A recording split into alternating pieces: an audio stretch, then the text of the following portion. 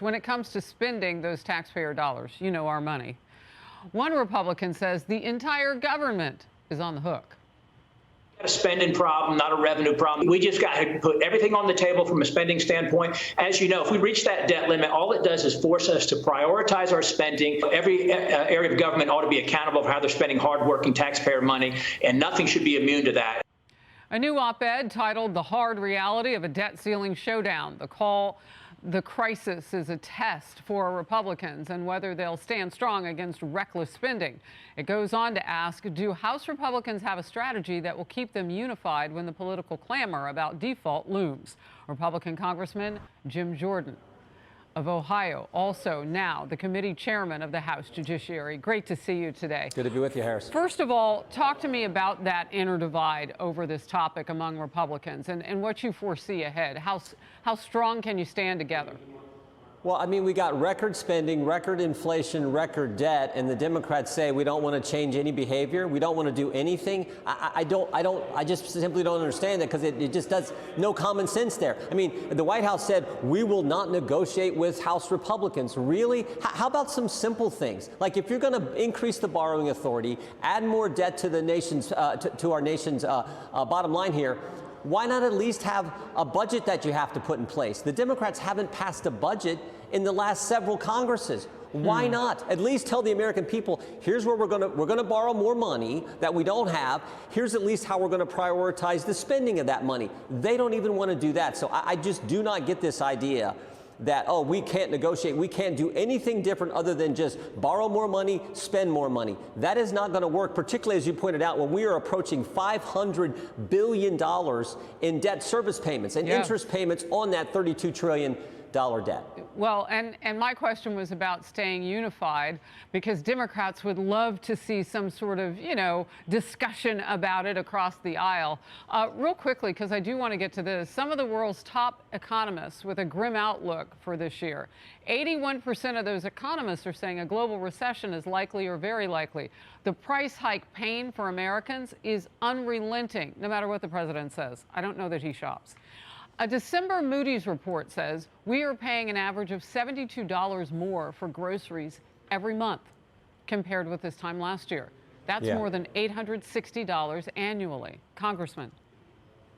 Yeah, well, look, when you have record spending, as we talked about, and you drive up the cost of energy, it doesn't take a genius to figure out you're going to have record inflation, which is exactly the situation we're in. And it's all driven by the ridiculous policies from the left. So when we get to this debt ceiling issue and we get to the appropriations process and government funding, we want to try to change that equation to help American families who've been saddled with, again, this 41-year high inflation rate. That should be what we focus on versus we can't work with you. We're not going to change anything. We're just going to borrow more money on the debt ceiling issue. That makes no sense. Let's do some common sense things like actually do the appropriation process like we're supposed to, all 12 appropriation bills for the first time in like 20 some years.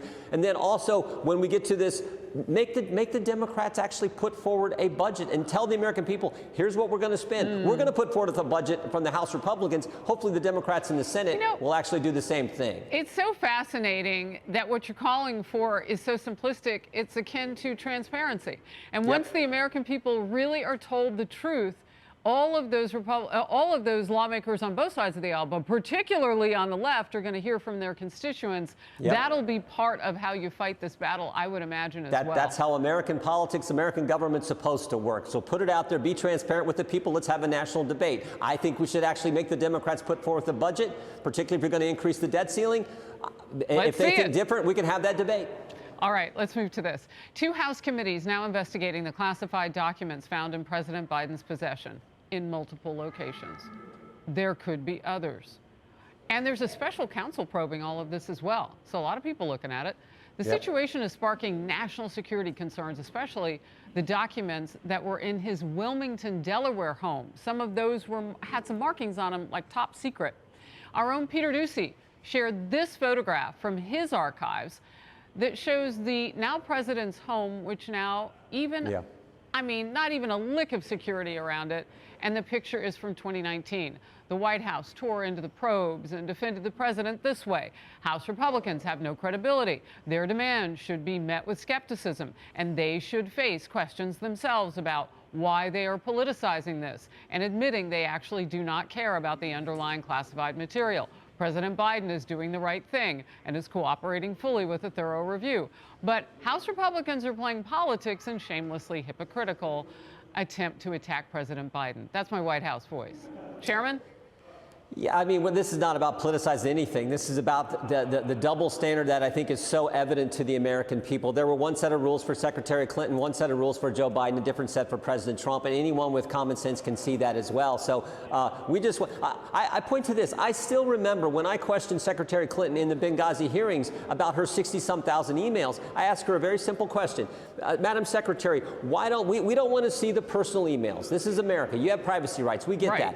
But we don't exactly trust you and your lawyers to turn over to the committee what the American people are entitled to see. How about this idea? We let a neutral third party, like a retired federal judge, examine those emails, and then they'll decide. No, she couldn't do that. Her and her lawyers had to decide, and of course we know she destroyed 30,000 of those 60-some thousand emails.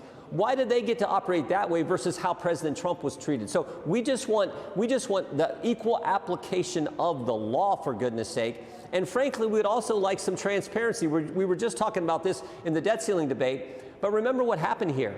In November, they find classified documents at the Biden Center. In December, they find them in his home in the garage. We learn about it January 9th, but we only learn, the White House only tells us about the ones at the Biden Center. Why didn't they tell us about the ones at his garage when they knew it at the time? So just be transparent with the American people and treat everyone the same. That's all we're asking for in this situation. Look, one of the questions that I've been asking is about President Obama, because the documents that are classified, those in question at several locations now that were in the possession of Vice President Biden at the time, those were under the Obama presidency. Is he part of the investigation? How do you see him being pulled into this? Because he actually could have declassified them as vice president. My reading is that Biden could not. Yeah, there's all kinds of, I think, important questions. That's a great one. Has President Obama declassified those documents? Did he declassify them before Joe Biden took them to the Biden Center, took them to his garage, took them to his study at his home in Wilmington? I don't know. I think there's just some fundamental questions. Why were they looking in the first place? What prompted them to go look? What did the Justice Department, what was their 2-month investigation? We know Mr. Lausch was appointed in early November, and he concluded his investigation on January 5th. Well, he concludes his investigation before they even found some of the batches, the third batch. What was that investigation about? Why did the White House counsel's office accompany the White House counsel, Mr. Sauber? Why did he accompany the DOJ lawyers to the Biden residence? I mean, I've never seen that happen either. So there's all kinds of questions I think the American people have about this situation. Look, when you have the chairman of Judiciary, you can't help but interject with a question. And I have one now for you because you know the law so well. So could this politically be a situation where after November 3rd or 4th, right before the election, Biden had to have known, his team had to have known, you couldn't keep the lid on this forever. I mean, I often say that D.C. leaks like a sieve. So you've got the UPenn Biden Center right there in Washington, D.C., these documents found. Sooner or later, we're going to find out about them. Do you sic the DOJ on them just so you could try to, maybe they could clear it? I don't know. Could you get this off your plate? What are your thoughts, real quick? I do not know. I do not know why they initially discovered this, why they went looking in the first place. Why was it his lawyers packing boxes? I think there are all kinds of questions. I don't know that we know the answer to that, but I think the American people are entitled to the answers to those questions, particularly in light of what happened 91 days before the midterm election when President Trump's home was raided. That was information the country had all kinds of access to, but not this. So I think there's all those questions, and Mr. Comer and our committee and others, the Intel Committee, are all trying to get answers for the American people. Yeah, what you point out is so important, though. We shouldn't gloss over the optics of this because it is politics, right? And by December 20th, they knew they had a big steaming pile of poo. I didn't see anybody with any cameras or anything. Is there some for posterity? Like, did anybody gather any of this just so we know what happened? Chairman, I could go on with you forever. A pleasure to have you in focus today. Thank you. You bet. Take care. Hey everyone, I'm Emily Campagno. Catch me and my co-hosts Harris Faulkner and Kaylee McEnany on Outnumbered every weekday at 12 p.m. Eastern, or set your DVR. Also, don't forget to subscribe to the Fox News YouTube page for daily highlights.